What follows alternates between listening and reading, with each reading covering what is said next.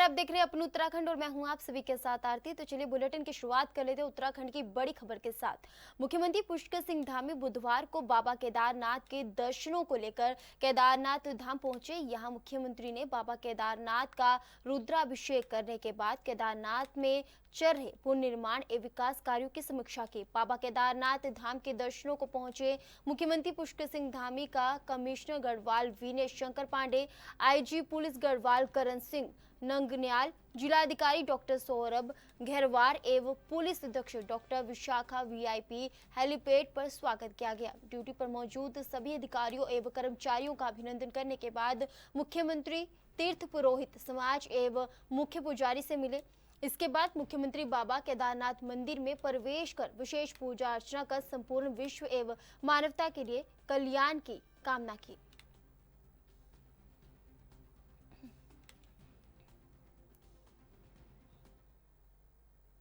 मुख्यमंत्री पुष्कर सिंह धामी बुधवार को बाबा केदारनाथ के दर्शनों को लेकर केदारनाथ धाम पहुंचे। मुख्यमंत्री बाबा केदारनाथ का रुद्राभिषेक करने के बाद केदारनाथ में चल रहे पुनर्निर्माण एवं विकास कार्यों की समीक्षा की गई। बता दें कि एक दिवसीय दौरे पर बाबा केदारनाथ धाम के दर्शनों को मुख्यमंत्री पुष्कर सिंह धामी पहुंचे थे। वहीं सीएम ने तीर्थ पुरोहित समाज एवं मुख्य पुजारी से मुलाकात की। इसके बाद मुख्यमंत्री धामी ने बाबा केदारनाथ मंदिर में प्रवेश कर विशेष पूजा अर्चना कर संपूर्ण विश्व एवं मानवता के कल्याण की कामना की।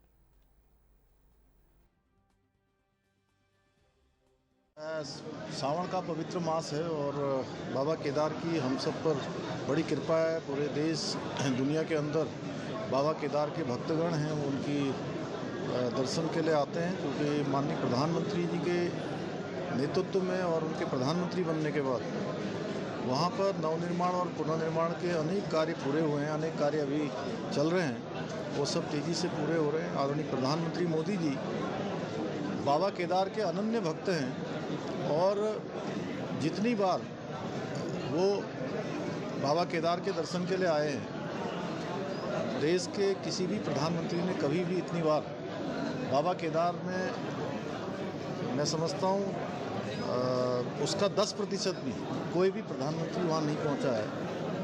और उनके नेतृत्व में एक बड़ा केदार धाम बन रहा है। हम सब की प्रतिबद्धता है कि देश दुनिया के अंदर भव्य केदार और दिव्य केदार जो नए रूप में आदरणीय प्रधानमंत्री जी के नेतृत्व में बन रहा है, वो तेज़ी से पूरा हो। कैबिनेट मंत्री प्रेमचंद अग्रवाल अतिक्रमण नशा सरकारी संपत्ति को नुकसान पहुंचाने के खिलाफ काफी सख्त नजर आ रहे हैं। इसके अलावा कांवड़ियों के साथ मधुर व्यवहार करने को लेकर भी वह काफी संजीदा है। इसलिए उन्होंने पुलिस अधिकारियों के साथ बैठक कर इन सभी मुद्दों पर कार्रवाई के निर्देश दिए हैं। बता दें कि बुधवार को कैबिनेट मंत्री प्रेमचंद अग्रवाल ने कैंप कार्यालय में पुलिस अधिकारियों के साथ बैठक की, जिसमें कैबिनेट मंत्री ने पुलिस अधिकारियों को कांवड़ियों के साथ मधुर व्यवहार करने के निर्देश दिए। इसके अलावा शहर में शराब की अवैध बिक्री को रोकने और आस्था पथ पर फैल रही अश्लीलता को रोकने के लिए गश्त बढ़ाने के लिए दिशा निर्देश दिए गए।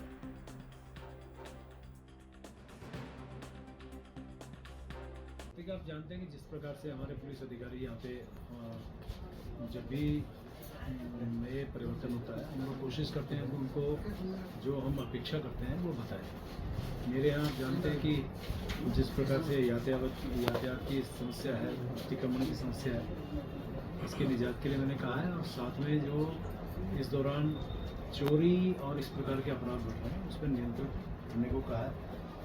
शराब, अवैध शराब जिसे हम बोलते हैं, लगातार कुछ क्षेत्रों में इसका धंधा करते हैं लोग, ये कम हो ना हो। जो हमारा मैरिन ड्राइव है उसमें अश्लीलता, क्योंकि ये धार्मिक नगरी है, तीर्थ नगरी है, इस प्रकार की वहाँ पे वारदात, इस प्रकार की घटनाएं उसमें ना हो।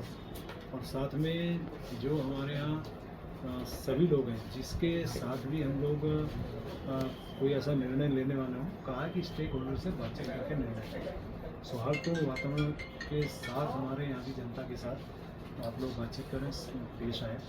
और आज तक चूँकि कांवड़ यात्रा प्रारंभ हो गई है, उसमें हम लोग उन तमाम शिव भक्त कांवड़ियों के साथ व्यवहार भी ठीक ठाक रखें, अच्छी तरह से उनसे बातचीत भी करें और उनके अंदर जो नगर में उनके वाहन को किस प्रकार से मैनेज करेंगे, कहाँ कहाँ हमने पार्किंग रखी है, उसके बारे में बातचीत की है।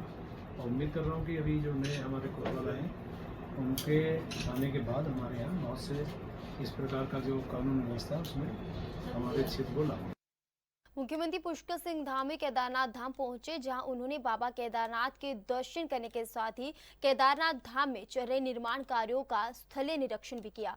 वहीं भाजपा प्रदेश महामंत्री आदित्य कोठारी ने कहा कि प्रधानमंत्री नरेंद्र मोदी द्वारा बद्रीनाथ केदारनाथ धाम में मास्टर प्लान लागू किया गया है, जिसके चलते निर्माण कार्य तेजी से चल रहे हैं, साथ ही उसकी मॉनिटरिंग भी की जा रही है। उन्होंने कहा कि बद्रीनाथ और केदारनाथ धाम का निर्माण कार्य पूरा होने के बाद जो दृश्य होगा वो विश्व स्तरीय होगा।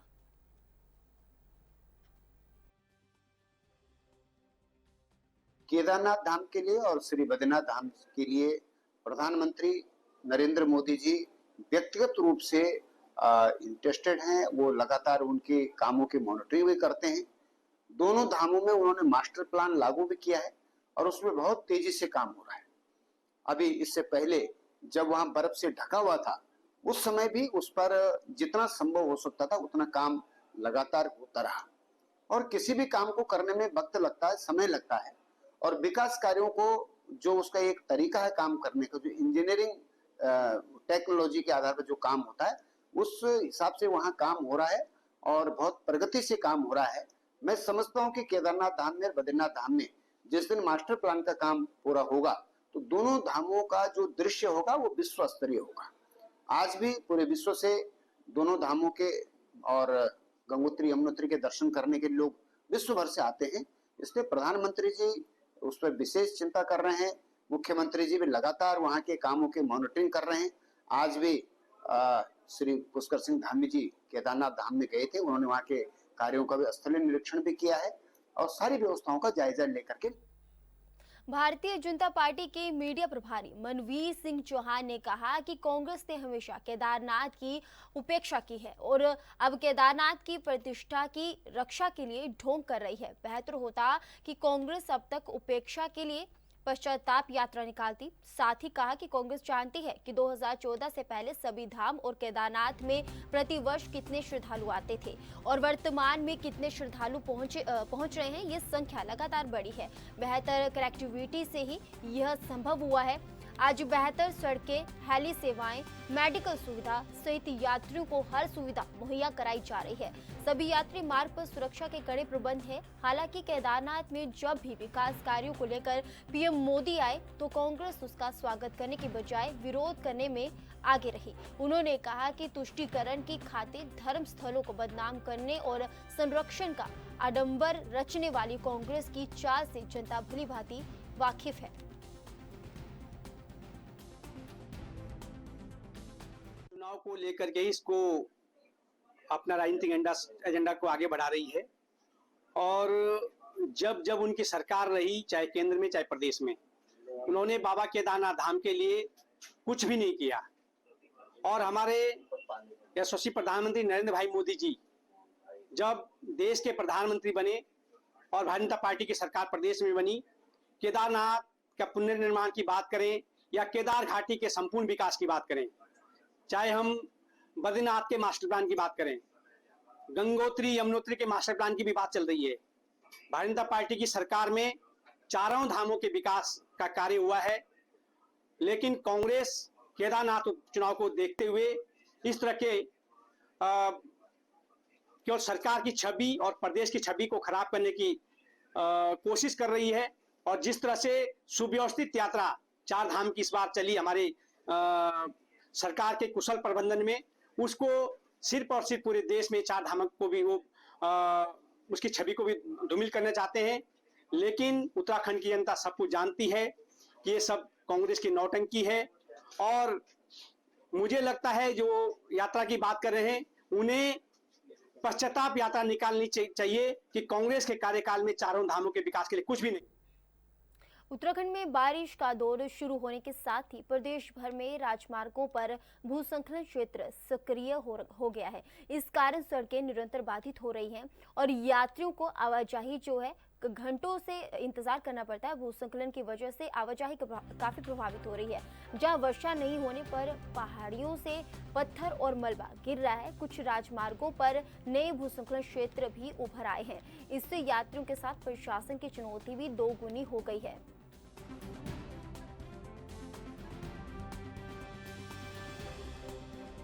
ऐसा नहीं है, सरकार ने पहले से ही पूर्ण इंतजाम अपने किए हुए थे। तमाम जितने संसाधन है, जितनी व्यवस्थाएं देने का काम पहाड़ों में सड़कों के ऊपर किया गया है। मुझे लगता है कि धामी जी ने इस पे मॉनिटरिंग करने का काम भी किया है और तमाम जितने भी आपदा प्रबंधन की बैठक को लेकर के पूरे प्रदेश की जो हमारी सड़कें हैं जो बाधित होती है, क्योंकि इस समय बरसात है और हमारी भौगोलिक परिस्थिति ऐसी कि हमारे पहाड़ों का भूस्खलन होता है और उसी को लेकर के उन्होंने वहाँ डोजर, क्रेन और अधिकारी तमाम वहाँ तैनात किए हुए हैं। आपने देखा होगा कि अगर पहले जब हमारे पहाड़ गिरा करते थे तो 2-2 दिन तक रास्ते नहीं खुलते थे, लेकिन आज कम से कम 1 घंटे या 2 घंटे 3 घंटे के बाद वो रास्ते खुलने का काम होता है। पर कहीं पर कुछ ऐसा ज्यादा मलबा आने की जब स्थिति हो जाती है तो उसमें कहीं ना कहीं थोड़ी सी देर हो जाती है, लेकिन पूरे संसाधन और व्यवस्थाएं देने का काम सरकार करती है। तो मुझे लगता है कि ये सारी चीजें दुरुस्त करने का काम माननीय मुख्यमंत्री जी कर रहे हैं। कल भी उन्होंने आपदा प्रबंधन की बैठक की है और तमाम सभी अधिकारियों को सचेत करने का काम किया है कि कहीं पर अगर किसी प्रकार की दिक्कत या परेशानी किसी भी जनमानस को हो या भूस्खलन हो या पहाड़ों के गिरने की कोई अगर खबर इस तरह की आती है तो उसको सड़कों को दुरुस्त और चाक-चौबंद करने का काम हमारे प्रशासन और अधिकारी करने का काम करें। केदारनाथ मंदिर को लेकर कांग्रेस ने केदारनाथ बचाओ पद यात्रा की शुरुआत हरिकी पौड़ी से की है।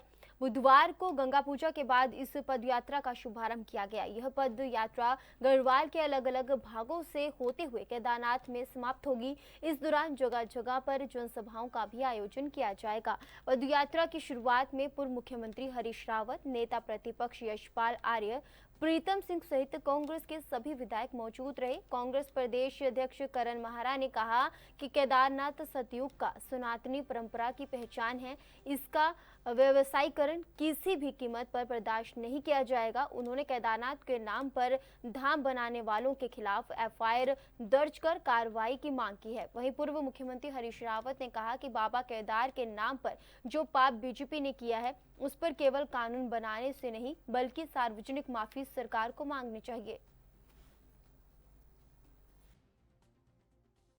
और हमारे शंकराचार्य जी ने भी इस बात को कहा, तो आनन फानन में मुख्यमंत्री ने कैबिनेट बुला के एक फैसला लिया। लेकिन मैं आपके माध्यम से पूछना चाहता हूँ, क्या फैसला दूसरी स्टेट्स मानेंगी? और मुख्यमंत्री ने जिस ट्रस्ट के यहाँ खुद उद्घाटन 10 तारीख को किया और जिस तरीके के बयान दे, आज उसके उलट बयान दे रहे हैं। पहले वो ये बताएं कि 10 तारीख को सच बोल रहे थे कि 19 तारीख को सच बोले हैं।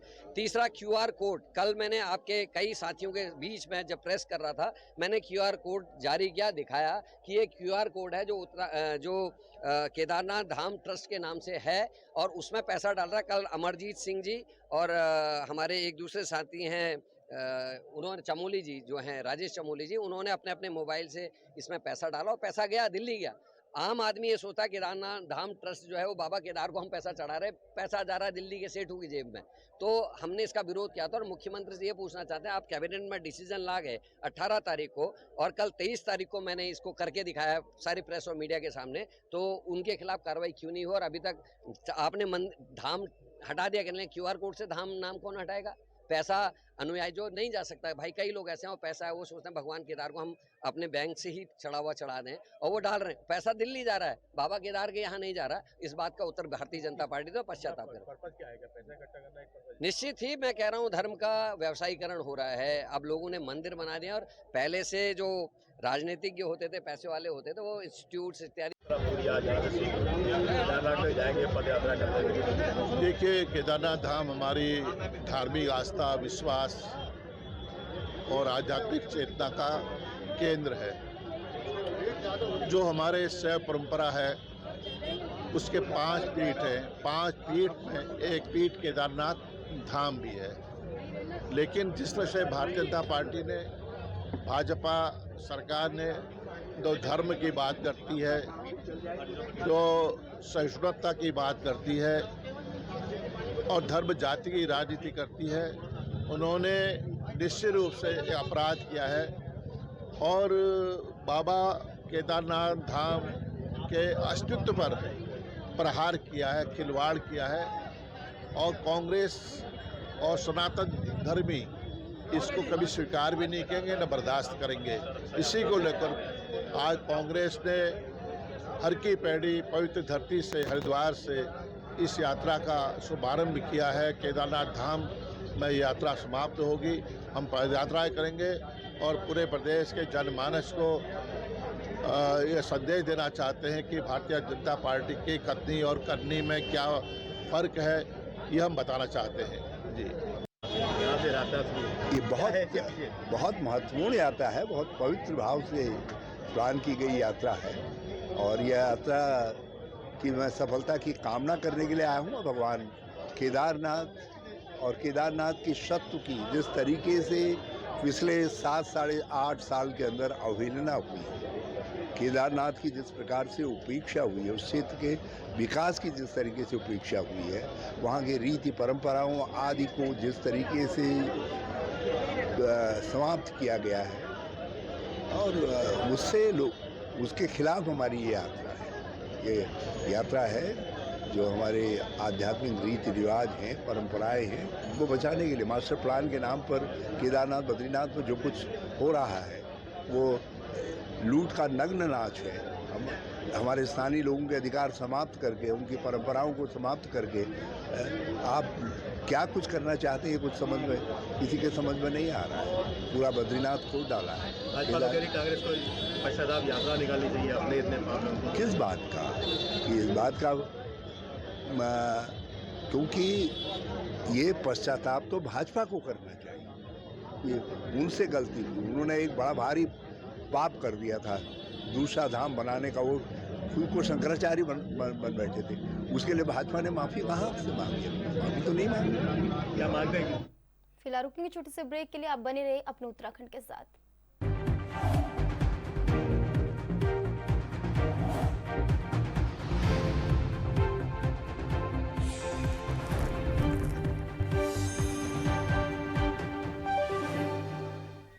ब्रेक के बाद अपने उत्तराखंड में एक बार फिर आप सभी का स्वागत है। बढ़ते हैं आगे की खबरों की ओर।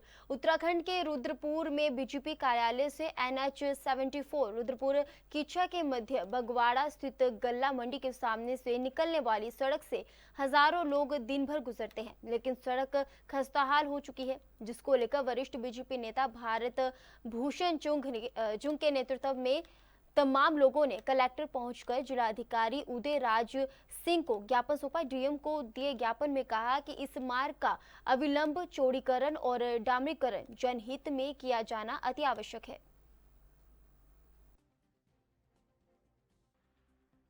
आज हम आदरणीय जिलाधिकारी महोदय ने पहले तो मैं उनका धन्यवाद करना चाहूँगा कि वो व्यस्तता समय उन्होंने किच्छा और सिद्धार्थगंज जाना था, लेकिन हमारी बात सुनने के लिए 5 मिनट के लिए अपने कार्यालय आए। आज हम लोगों ने एक इस क्षेत्र की सबसे बड़ी इस समय की मुझे लगता है वो मांग है, बहुत ज़रूरत है उसकी।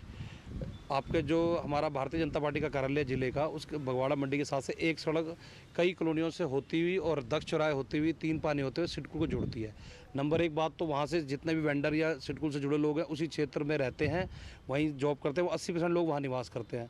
उन बच्चों का स्कूल जाना आना, परसों भी एक भाई साहब बता रहे थे अभी रविंदर जी की उनकी मिसेस को जाना था 200 मीटर या 250 मीटर सड़क पे उनको आधा घंटा लग गया हाईवे पे आने पे खड्डों के कारण से, और रात का समय था और बरसातों का समय चल रहा है। कहाँ कितना पानी है, कहाँ कितना खड्डा है, डेली दुर्घटनाएं हो रही हैं, स्कूटी पलट रही हैं, वैन पलट रही हैं, लगातार घटनाएं आ रही। तो आज हमने उसको लेकर आदरणीय जिलाधिकारी महोदय से हमने बात की, उनको ज्ञापन दिया, तो उन्होंने तुरंत एक्शन PWD को निर्देशित किया कि इसको तुरंत संज्ञान लें।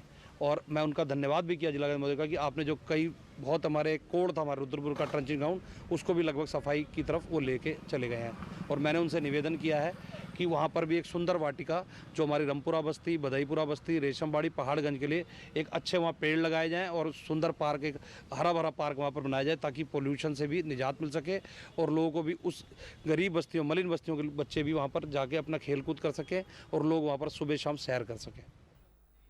इंटरेस्टेड एसोसिएशन ऑफ उत्तराखंड के अध्यक्ष पंकज गुप्ता ने वित्त मंत्री निर्मला सीतारमण की ओर से पेश किए गए आम बजट की जमकर सराहना की।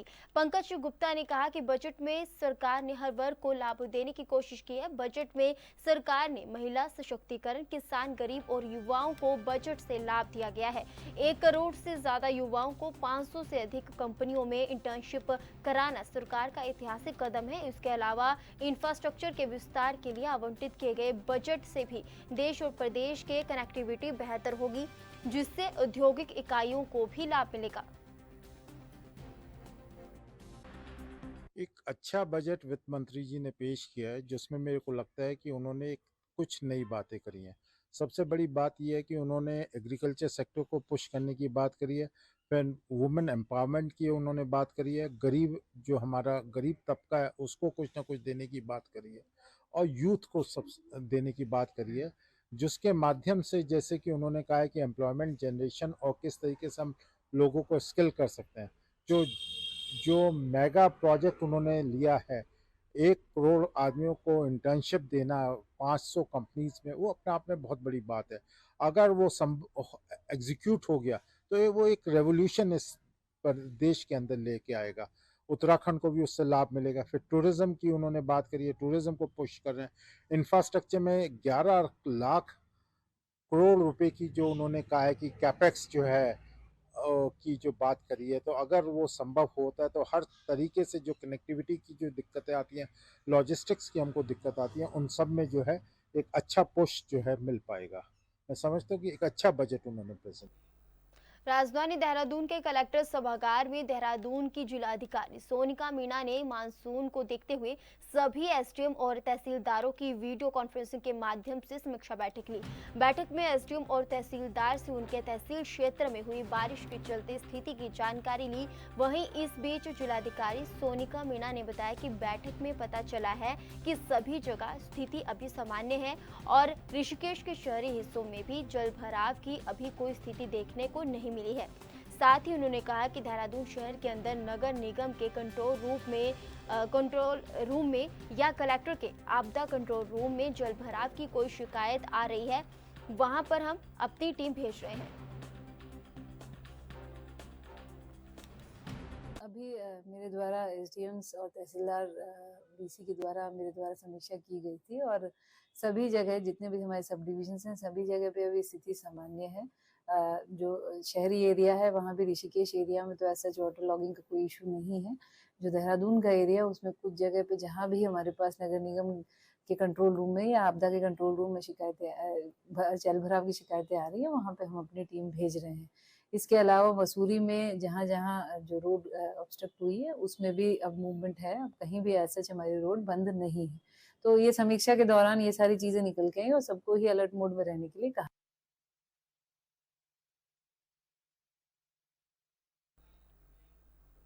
उत्तराखंड के अल्मोड़ा में पुलिस ने लाखों रुपए के ठगी मामले में खुलासा किया है। दरअसल पुलिस ने विदेश में नौकरी दिलाने के नाम पर झांसा देकर लोगों से लाखों रुपए की ठगी करने वाले आरोपी को गिरफ्तार किया है और मामले की जानकारी देते हुए एसएसपी अल्मोड़ा देवेंद्र पीचा ने कहा कि आरोपी के खिलाफ थाने में तहरीर दी गई थी, जिसमें बताया गया कि विदेश में नौकरी दिलाने के नाम पर 11 लाख रुपए हड़प लिए गए और इस बात की शिकायत पुलिस से करने पर उन्हें जान से मारने की धमकी दी थी। इसके बाद पुलिस ने टीम का गठन किया और आरोपी पर 10,000 का इनाम भी रखा था। देखिए, ये धौलछीना थाने का मामला है जिसमें ये घटना फरवरी के माह में हुई थी, जिसमें एक व्यक्ति से विदेश में नौकरी दिलाने के नाम में 11 लाख रुपए की ठगी कर ली थी। जो अभियुक्त काफ़ी समय से वांछित चल रहा था, जिसके ऊपर 10,000 का इनाम भी घोषित कर दिया गया था। आज हमारे जो थाने की टीम है उसने चंडीगढ़ से उस अभियुक्त को गिरफ्तार कर लिया है और साथ साथ में उसका जब क्रिमिनल रिकॉर्ड भी चेक किया गया था, उसका हरियाणा में 4 अलग अलग FIR भी है। क्योंकि टीम ने अच्छा काम किया, मेरे द्वारा उसमें कैश रिवार्ड की भी घोषणा। फिलहाल के लिए अपने उत्तराखंड में मेरे साथ बस इतना ही। अब बने ANV न्यूज के साथ। नमस्कार।